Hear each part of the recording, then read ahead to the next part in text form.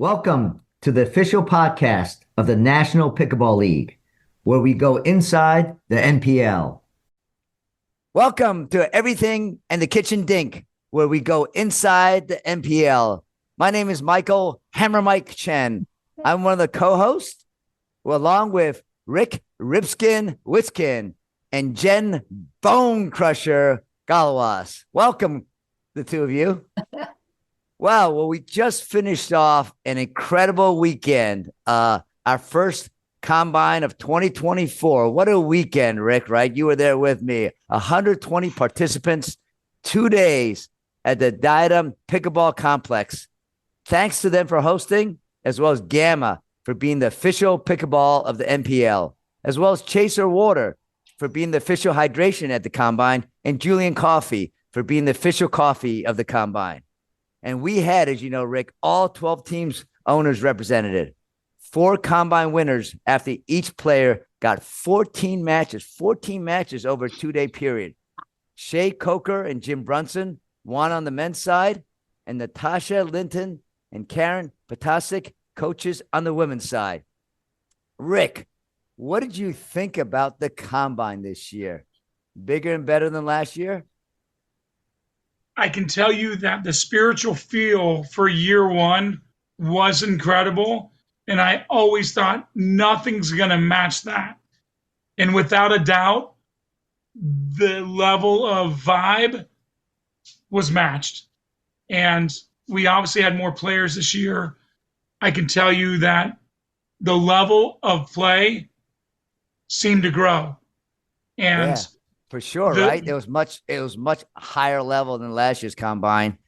You know, I think last year we had a good combine, but this year, wow, I think it's about, what would you say, 20, 25% higher I've been level? saying 30%. A few people have asked me. I think there's a 30% increase in level of play.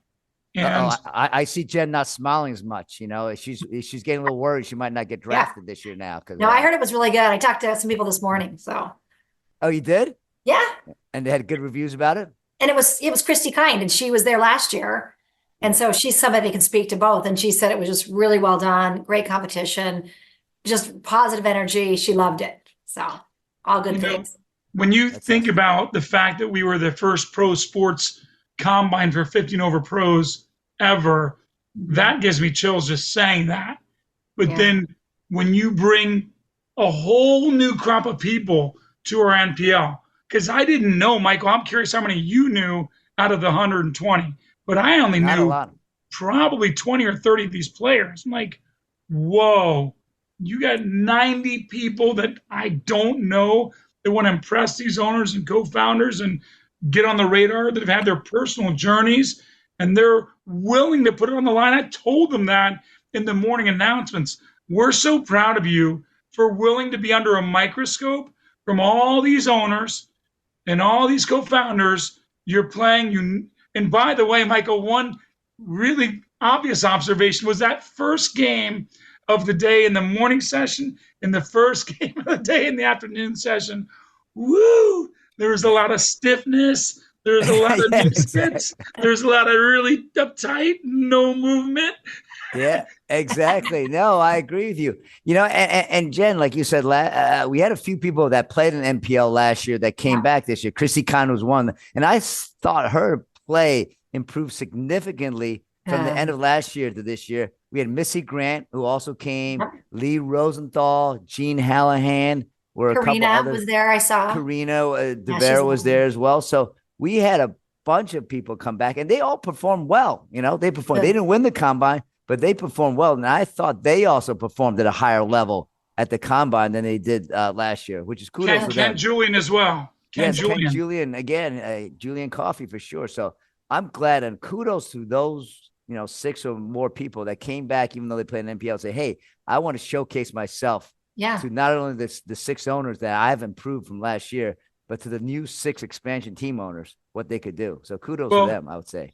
Isn't that quite the perspective that players that played last year that aren't signed for this year? Boy, that's quite a negotiation mentally. You know that we're going from 108 players to 168, but the talent pool is rising. I give those players that played in our league last year a ton of credit.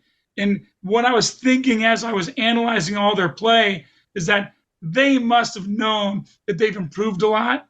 And that's why they went out there, because every one of those players you mentioned, boy, they all have gotten better. Right. So I would worry for the people that played in NPL and don't go to the combine this year, because there's some people that played in NPL last year that may not get drafted this year, right? Because if you do the math, right, Rick, we're going to have 225 people playing the combine, 120 here at Diadem, and then another 105 or more in Texas. That's 225.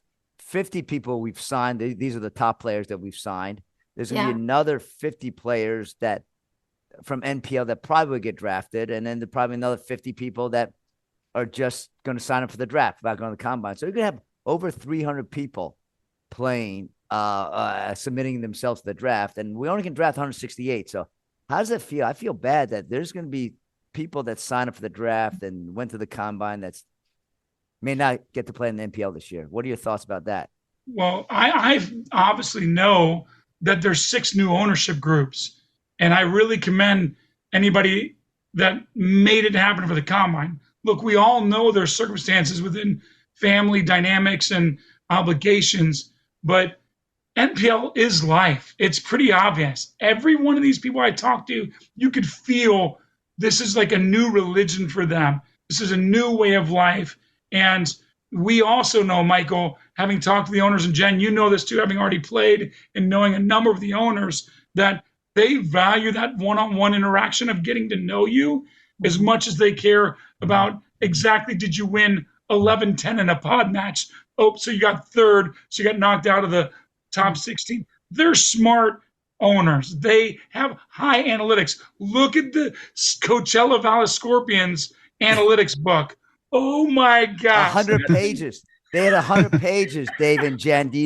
Wow. Kim J, who's the kudos to her. She was well prepared. She had a 100-page binder with scouting reports on all the players, and she had 3 people carrying around those secret binders scouting the players. So really, it was pretty impressive that she was doing that, right? Well prepared. I don't know about you, Jen, but I had so many texts and calls over the weekend, all weekend, asking for hints and tips and what do I do and how do I impress the owners? And I just lost. I only went 4-3 in my pod. Am I in trouble?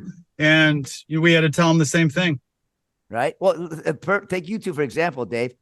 You won your combine, so you didn't want to worry. You just said, I'm going to go out and win my combine and be guaranteed a spot. Jen, you didn't win your combine, but you still got drafted because you impressed the owners with your play. You impressed me with your bone-crushing drives that scared the crap out of me and probably scared the crap out of a lot of other people. And that, along with your that's why I call you the smiling assassin, because you're so always smiling, but you're like crushing the ball. So you got drafted, even though you didn't win the combine, and right? And you did well, but you didn't do the best and still got drafted. Yeah. You don't have, like, one friend was FaceTiming us. He was calling. He's like, oh, he was frustrated. We're like, just, it's okay. You don't have to win. Just, handle yourself well and keep fighting. You've got two more days, the rest of the afternoon and tomorrow. So yeah, we were getting called. And then also people that I don't know that are on just Instagram that follow or the NPL or me. I got so many direct messages after our podcast saying, thanks for telling me just to enjoy it for what it is, because I was nervous. I'm just going to go have fun. And so then they'd check in on, like, how'd you do? And they said, they were loving it. So they went from being nervous, reaching out to me to, I was checking in with them. So these people I've never even met. That's great. That's I was awesome. Corresponding with even this morning. So Rick, I think, right, these people who are fringe players, they say fringe getting drafted, maybe the duper scores 4.8, 4.9, may or may not get drafted, 4.7, but showing up for the combine helped their cause, right? By showing up. Don't you agree? Not only do I agree, I'm slightly embarrassed that there are women that live 10 minutes from me that I had no idea who they were. Like, what? You're somebody from Carmel, Indiana, where I grew up, and I didn't know you, and she lit the world on fire in day one. And so, to answer your question, Michael, absolutely, these players have, even if they didn't finish in the Final Four, and I'm not even saying the players that finished in the top 16, there are so many people. Let's take a Tobias Fontason, former top 50 in the world pro tennis player. I mean, he lost based on a metric of a tiebreaker getting third. Everybody knows that guy's really good, and I 100% guarantee you he's going to be drafted. So, so David, one question for David. Sorry, but didn't you not do great on your first day, David, and then you did really well on your second day? Absolutely. And I know you and Michael are giving me a hard time that I was drafted too high, but I remember, check the tape, but it was very important because we talked about how well you do in terms of wins and losses. It's not solely determined by how well you play. Yeah. Some of it's just random luck of the draw. So being able to impress the owners with both your play and your winning personality, which is my key. And I focused on that after the first day because I literally finished like 13th out of 16th, and I just barely made the final 16.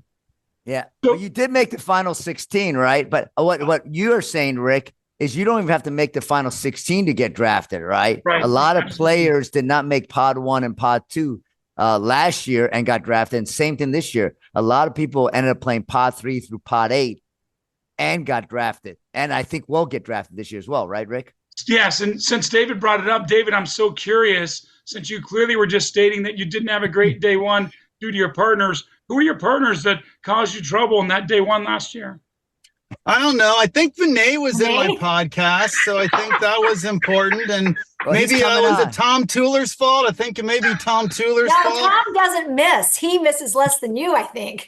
We're gonna have a special guest, Vinay, to come on to talk about whether that was true or not later. But just quickly, before we get them on, I just want to talk about a couple of team owners, right? That actually entered the combine as team owners to see how well they did. Amy Bloomrosen of the Houston Hammers, right? I love the Houston Hammers name, Hammer Mike, Houston Hammers.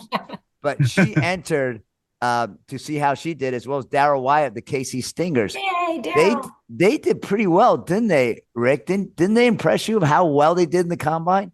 They impressed me before they even started the combine. We played, obviously, Michael, you and I, some practice games with Darryl on Friday, and I told you, I'm like, wow. And this guy played high-level tennis, so you knew, and he's a lefty. So I knew he would have quite a great day. And then talking to Amy, she said, hey, I'm an owner. Do you think I should draft myself in the first or second round? So she wasn't lacking confidence.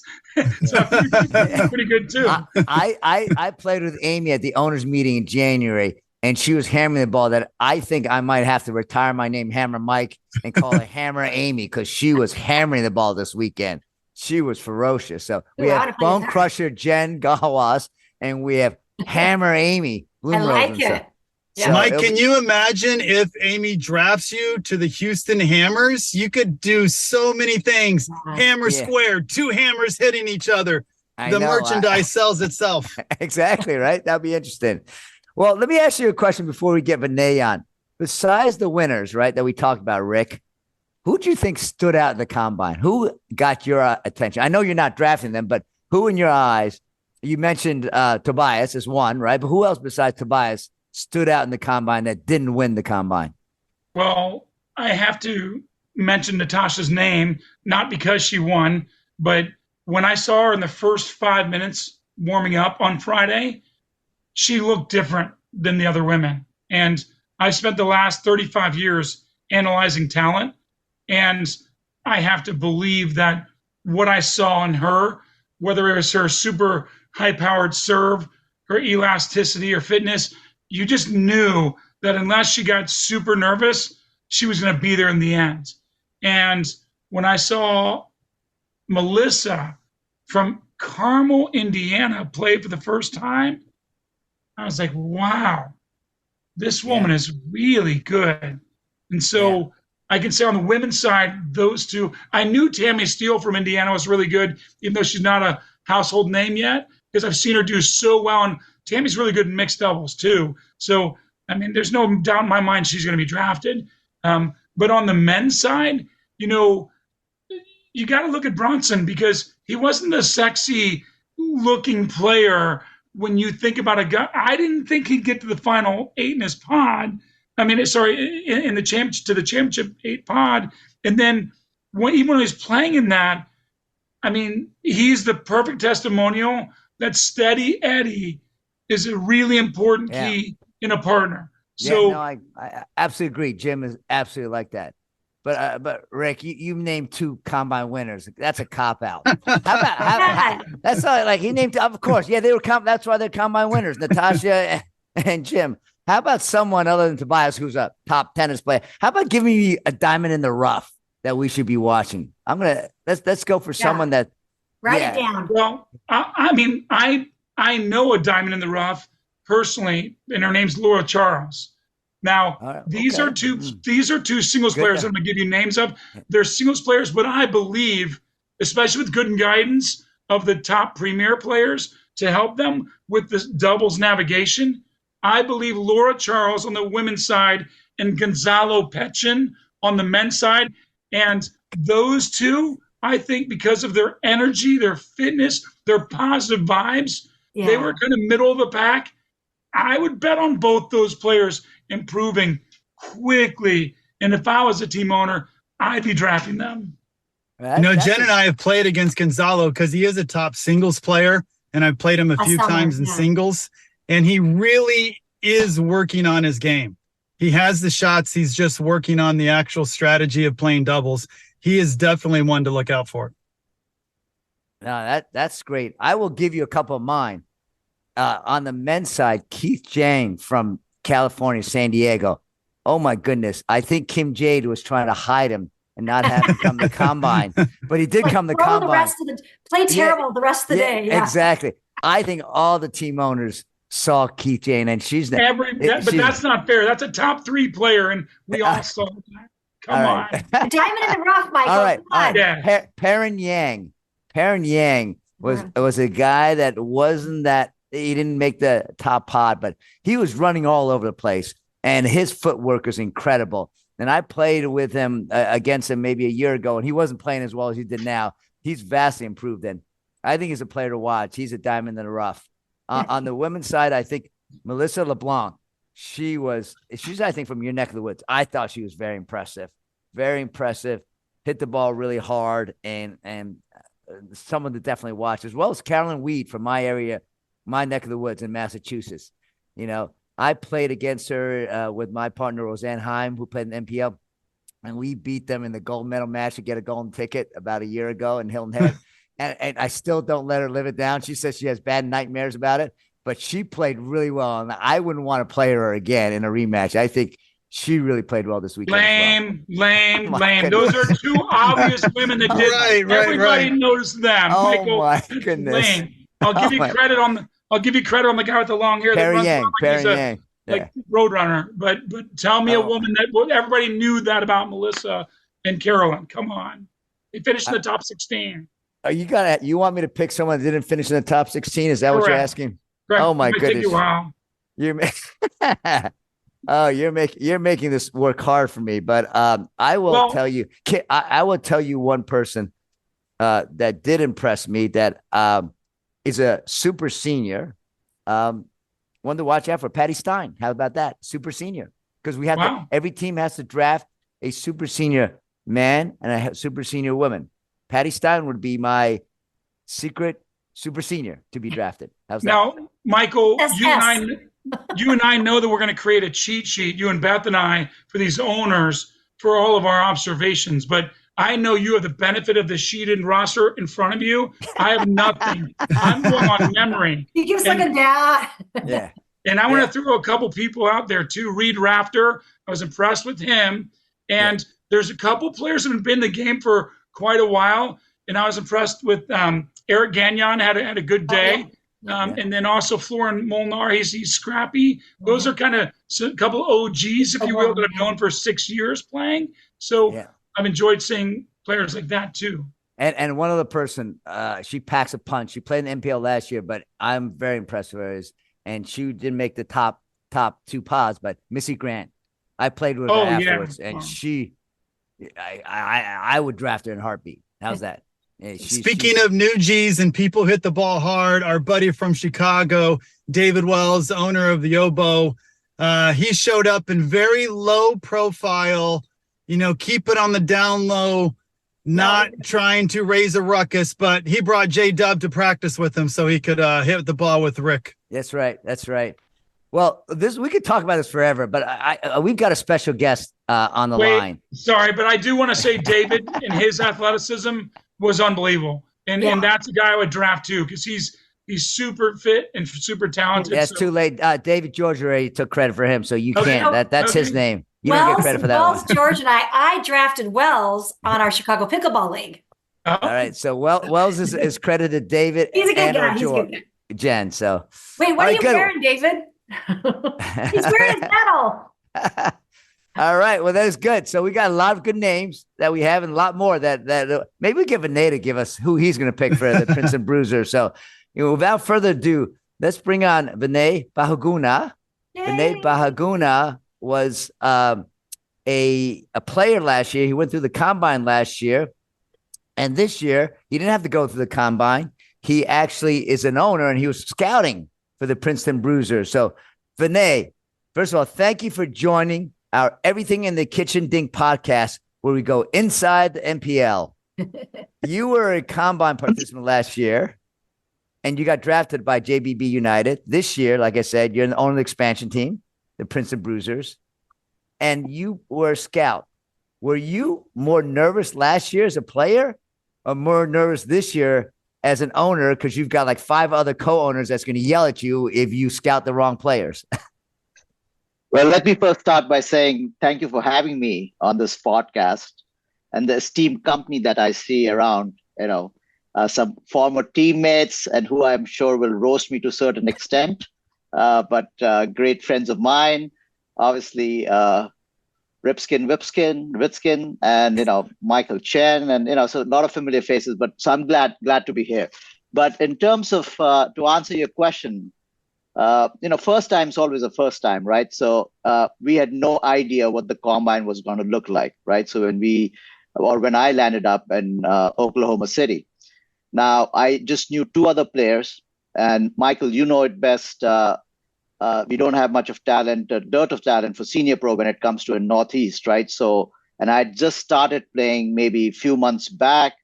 I just knew you from, I didn't know Rick, I didn't know Beth, I didn't know most of the players or team owners for that matter.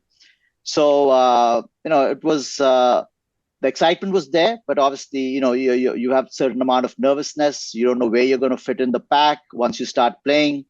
Obviously, it's going to be competitive. Okay, so, I need you to get to the answer here. This is like not a 3-hour podcast, Vinay. That's right, roast him, Michael. Goodness. That's right. He spent a minute talking about, I don't know what he said in a minute, but Vinay, get to the point. I was trying to ask you a question. Yes. Did you like being a scout better or being a player better? Which one made you more nervous? I think there was less pressure this year. There was less pressure this year. There was a different kind of pressure. The pressure to make sure that you don't miss out talent. Right, yeah. Like last year, we had few players who came to the combine but were not picked up, but they came back as substitute players and did extremely well. And we kind of realized that everyone missed out on noticing them at that point of time, right? So that was the kind of pressure that I had this year while I was at the combine scouting, looking for and it's not easy. You can have your binders, you can have your mental notes, you can have your cameras, and you can have everything, but within that short period of time, it's a matter of who's playing with who. Yeah. Right. So there's so many factors, right? There's so many factors, and I think were you intimidated by Kim Jade's binders, the 100-page binder? And I didn't see you have a binder. She had a 100-page binder. I just brought a carry-on. Listen, I didn't have a checked-in suitcase, right? So I mean, and I'm sure that binder was probably heavier by the time they were done with all the notes they wrote down. But to me, I'm more of a field player, a gut player. What I was trying to do was actually talk to as many people, get to know personalities, get to know people. So I spend most of my time actually doing that over 2 days, just trying to understand people, where they were coming from, the backgrounds they had. So that was it. I wanted to know people, right? And that was my intent to a large sense. The level was obviously a lot higher, in terms of players who showed up. And the thing is, we have 2 of them this year, right? 2 combines. So this is only 1. So we can't forget that fact either, point. Right? So it's going to be, so I think there'll be a lot of players. But the question which will come down to is that who's going to perform, under pressure, who's going to play well with who, right? Because sometimes you need the right partners to excel, have that synergy. So, a lot of that will come in. The fitness is an important part. You're going to draft me, right? Because we played Friday, right? We had a 1 day of practice on Friday, right? Everyone was marketing that day at the combine, right? Everyone was trying to get, trying to project themselves. Vinay, we're going to keep this real, okay? Listen, first of all, thank you for being an owner and believing in our league and buying into our league. I don't feel sorry for you being a new owner because you're super smart. And in some ways, owners that play in the league prior might have some advantages. They do. You and Kim Jade, oh yeah, you're going to have some advantages. Mark Milner, obviously now on the ownership side. Yeah, I think there's some serious advantages of that. And Daryl Wyatt and Amy playing as combine participants.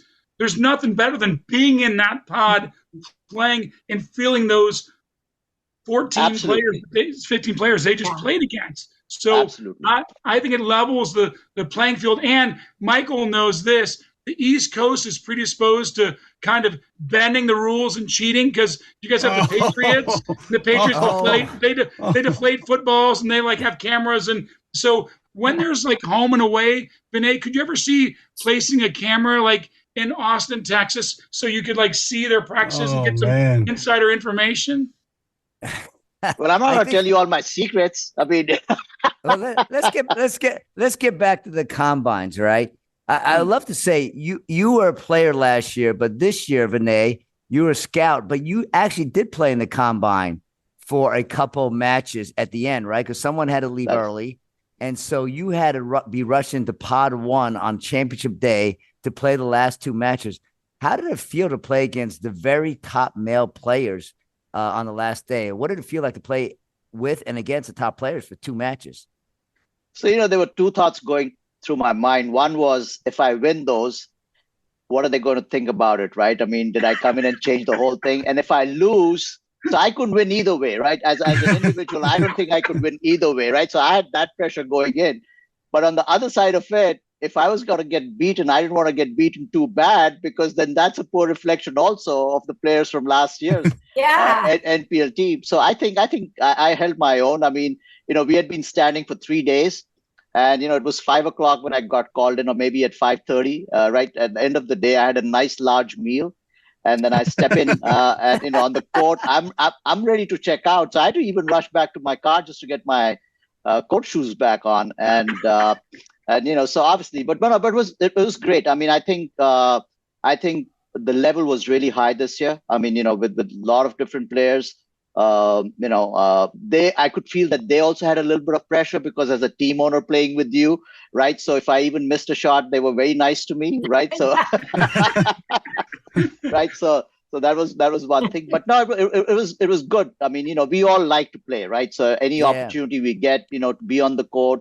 And you understand personalities a little bit more. And I was actually kind of shocked to say when Jim won, because I was like, he won, and I had lost the game with him, right? So a close game, but we had lost the first game that I played, and so I was happy that he won, because the outcome of my game didn't affect his outcome at the end, right? But there's something to be said about playing steady, because he was playing extremely steady.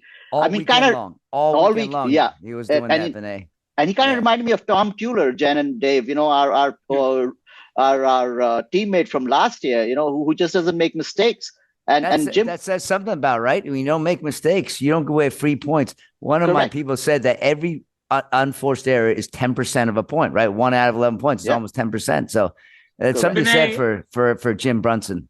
I have 2 compliments you for Vinay. First of all, I told Michael when you walked into that, being cold, not expecting it, I'm like, that's a kind of a tough situation. I'm not sure I would love to be in that situation. I knew you had a no-win situation. You were smart because you played it close in the games you played. So that's probably the way I would have done it too. But I also want to tell you that I really haven't watched you play that much, and we've only practiced a little bit against each other. But I had an analogy come into my brain when I watched you, and I felt like when you hit your forehand that's well disguised, I feel like if you've ever played laser tag and you've gotten lit up and go zzz, and you like, I feel like your forehand creates that frozen effect that you light up your opponents with your forehand. It's Unbelievable. impressive, He man. does. Yeah. He Hard does. to read. So are you good at laser tag, Vinay? I guess I would be if I played it. I haven't played it much, but I guess I would be. Yeah, I would be. You know. So let's get to the bottom line. You spent 2 days watching the players. Give me a few names you're secretly hoping you'll be able to draft the Princeton Bruisers. I promise I won't tell anyone, Vinay. Just between you, me, Rick, Jen, Dave, and everyone anybody that listens. Yeah, and the million listeners, right? Yeah, so. nobody's listening. So just you tell us. So I think you took a lot of names. I think between all of you, I mean, I was listening earlier, so I think you covered quite a few. But there were a couple of things which also came to my mind, and especially when we are there on our event days from 7 in the morning or 6:30. And I was playing pot 2 most of the time, and we were starting out at 7 a.m. Right? So at 7 a.m. when you start out and you're finishing it at 7, and you're there cheering your teammates on. Jen, Dave. So, you do get tired. So one thing which I think is also important is to remember the fitness aspect of players, right? Because that also comes into play. I mean, how everyone's going to be performing, when they're depleted, right? With energy, they're 80% down. Now it's like your mental strength kind of coming into play. So I think that becomes important. Personalities become important, right? I mean, you want someone in your squad who's cheering everyone on, who's keeping that energy level high. Yeah. So everyone brings a different. So I think that composition, I would say, of the team is important, right? From the type of people that you, the players that you induct into your team. Now, having said that, you took a lot of names. There was one individual who was not in top 16, who was not in, who played, in the morning on Sunday. And his actually duper was low. He was only 4.3. And I remember his last name as Dobbs. I don't remember his first name. Dobbs, yeah. Yeah, I mean, he was only a 4.3 duper.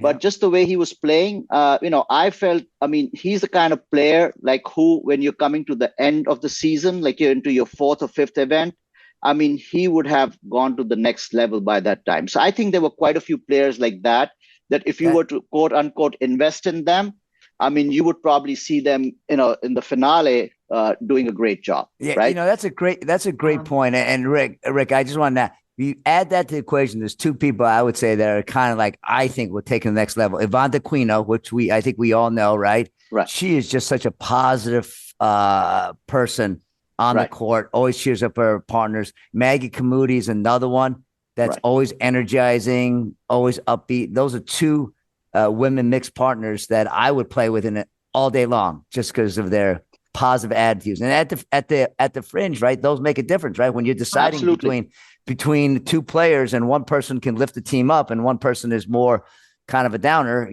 all day long, right? You'll take the person that lifts the team up. So that's great. Vinay, before we let you go, I need to ask you your unbiased opinion.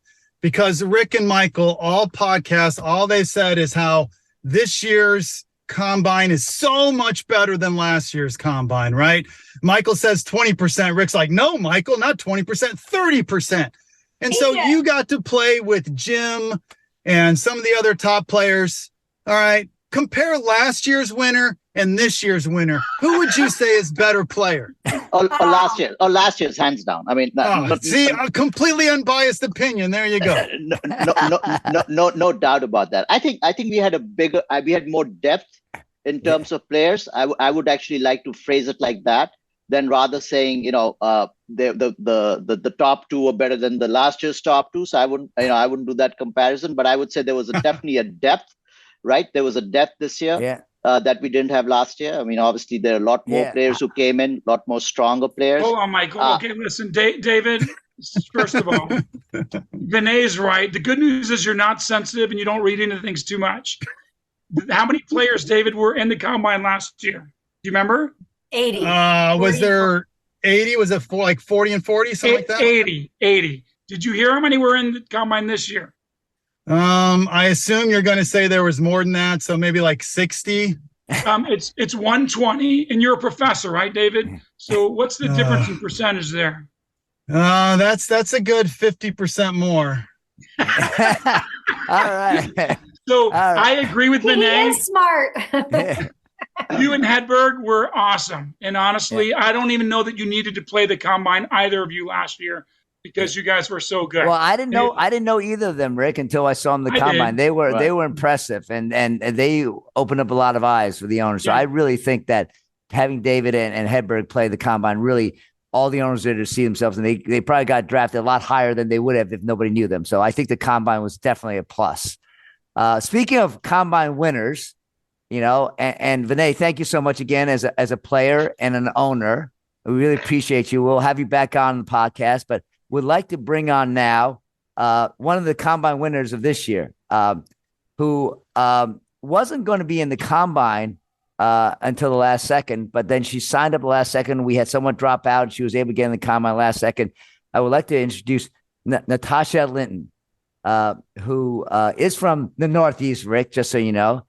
And she came on the very last second with our friend Yvonne DeQuino. They signed up in the last week. And Natasha went from being a relatively unknown, although some people knew her, to making pod 1 and pod 2 the last day and winning, being one of the winners of the combine. So without further ado, welcome, Natasha Linton. Thanks for joining our podcast today. Oh my God. Thank you Wow, so much congrats. for having me. Good job. Thank you. Are you excited about Super the combine? excited. Yeah, I can't believe I'm here with all of you right now. This is really cool.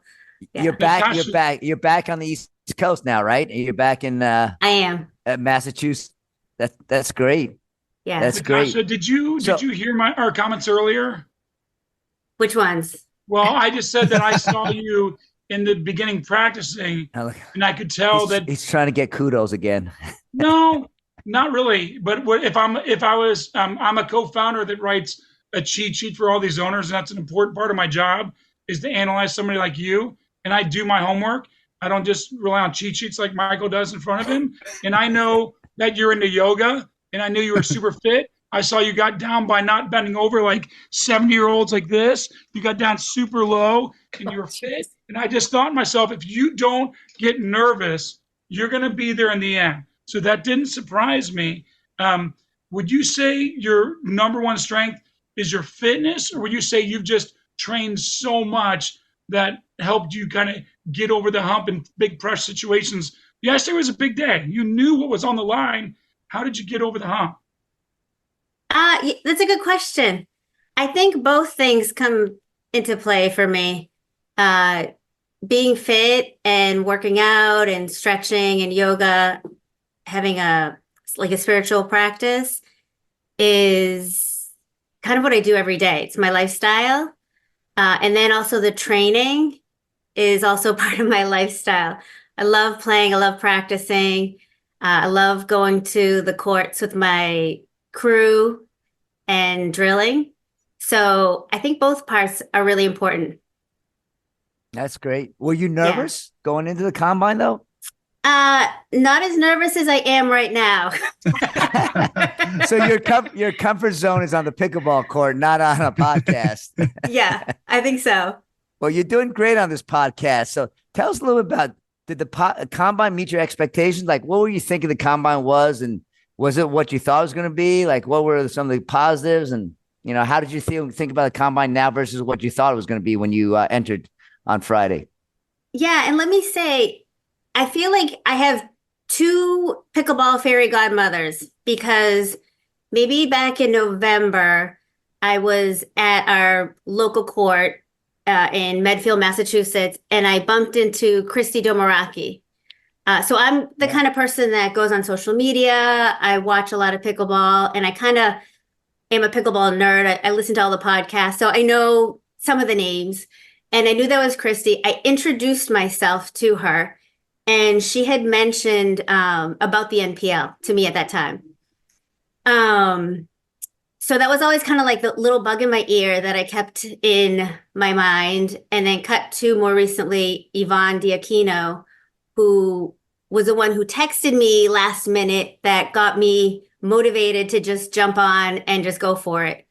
So those are the two, my pickleball fairy godmothers that I had to say that got me to this place. So That's great. That's great. Yeah. And Yvonne encouraged you to sign up for the combine. What made you decide at the last minute to actually join when, the combine? Honestly, it was her, just knowing that I was going to be rowing with her and that we were going to have fun no matter what. It was like a no-brainer. And I was going to be playing pickleball. I mean, that's a no-brainer with all these other women across the country, which I would have never really had the opportunity to. So it was just a really easy sell for her to bring to me. Natasha, you kind of make me think of a trajectory that the NPL is on with your comments. And by the way, shout out to my fellow Indy driver and champion Indy driver, Christy Damaraki. I'm playing with her in Sacramento this weekend. Wow. In a large part because NPL brought us together. We played together, and I really enjoyed her. David and Jen have been two of the best promoters of our league from year one, when we were somewhat of a kept secret and some players were on the outside, just kind of feeling us out, checking us out, and didn't jump in. When we look at all of these Facebook and Instagram posts now, including yours, you can feel the appreciation from all the combine participants. And even the participants are reaching out to David and Jen for their expertise. Now I feel like we've got a really large family. Do you feel like you get the vibe of the NPL and this is a much larger team thing now? Absolutely. And I'm totally just not saying that. I walked in knowing Yvonne and maybe a handful of other people just from tournaments. And like I said, my ability to go into social media, like Jen, I think I'm friends with you. And Yeah. but I left with knowing so many more people, and even still, just they're reaching out to me, texting me, congratulating me. The support that I got from the beginning, from Friday, the practice day, all the way throughout the whole weekend, it felt so good. It was really nice to just be around 60 other women supporting not only me, but everyone else, right? Each other. I feel like every combination of partners was just easy. There was no real having to work through personalities. We all just figured it out because it felt like we all wanted to be there. So it was just a really great atmosphere, and it felt really powerful. I have to state this observation because it's really near and dear to my heart that NPL is creating this. Obviously I really appreciate that Yvonne and Christy recommended the league. Maybe Yvonne thinks you're better than her and she invited you anyway. She did, by the way, just so you know, Rick, she did say that to me. She goes, Yvonne said, can I bring my friend Natasha? She's really good. She is better than me and I want to bring her. So that kudos to Yvonne for saying that and wanting to bring Natasha, because she said, I think she'll do great in the NPL. Yeah, absolutely. That's the spirit of the NPL. And I have to give a shout out to our combine sponsor, Kim Stevenson, who had an incredible cause with her mom. And, she was a sponsor, and she had 4 women from Indianapolis. They're all really good. She encouraged them to play, even though she knew that would hurt her chances and where she'd finish in the pecking order at the end. So I appreciate those players that aren't just keeping it a well-kept secret, because a lot of times, and I know the younger pros, and I've been playing pro pickleball for 11 years, so a lot of people that want to keep secrets and not let people into a nugget of a sponsorship or a tournament that's got higher prize money, and kind of feeling that this NPL family, Michael, that we've created 100% is bigger and better than that.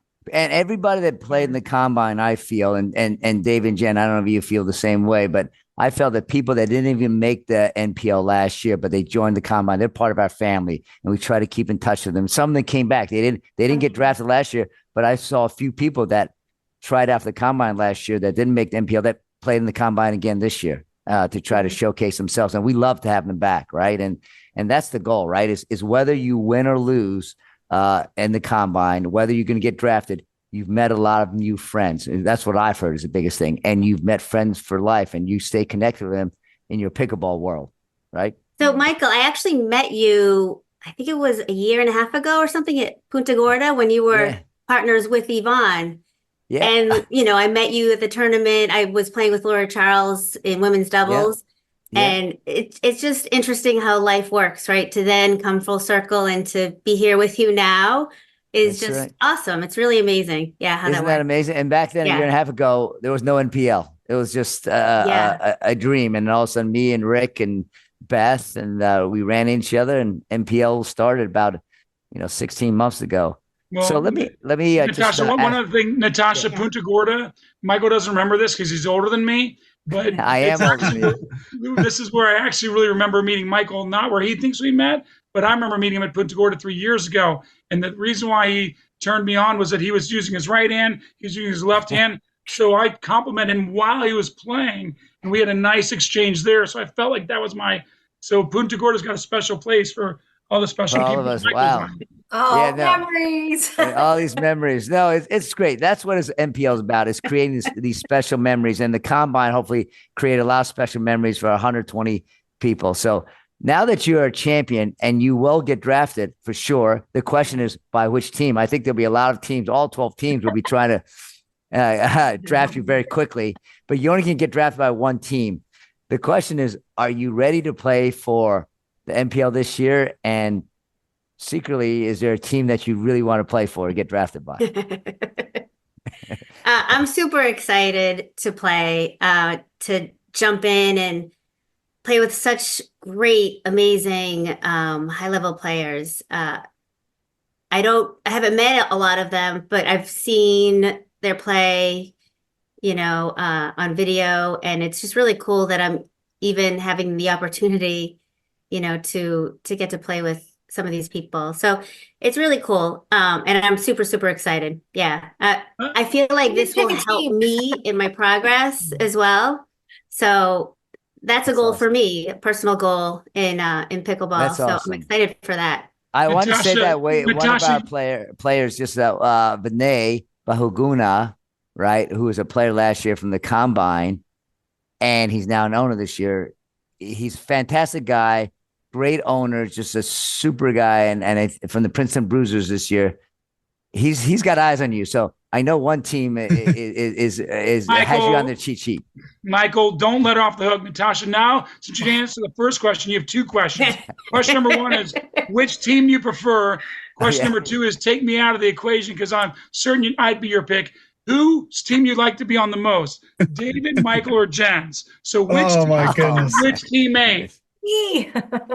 For as a teammate? Teammate, Michael, David, or Jen, and then which team out of the 12? He's cranky. Yes. Is that a rhetorical question? Does it sound like it?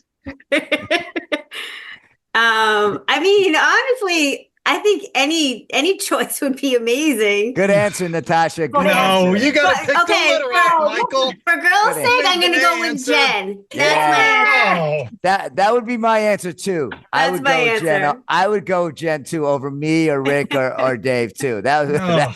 I would do that, but that would be great. Well, Thanks, good answer, Natasha. Natasha.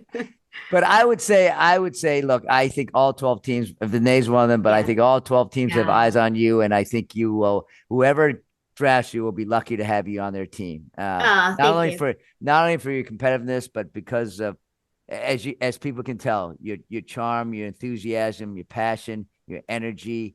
I think we watch you on the court, and you're really great with your partners as well as with the other side. And that's what we want. Not only be really good with your partners, but also be very gracious with your opponents. Because at the end of the day, we're all part of the NPL family. We want to win, right, on the pickleball court. Yeah. But we want to smile and have a drink and a Heck cheer yeah. with them afterwards, right? And can I say, I did a little homework and I did listen to your first podcast.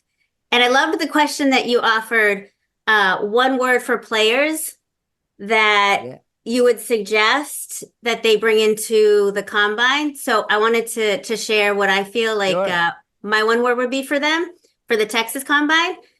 I think presence is important. Presence because there's so many opportunities to meet so many people and experience so many moments with other people throughout the whole weekend, that being present throughout the whole time, I think is just really important. Yeah. Not to miss anything. That's a Great. good one. Yeah. Natasha, thank you so much for taking time out of your busy Congratulations. schedule.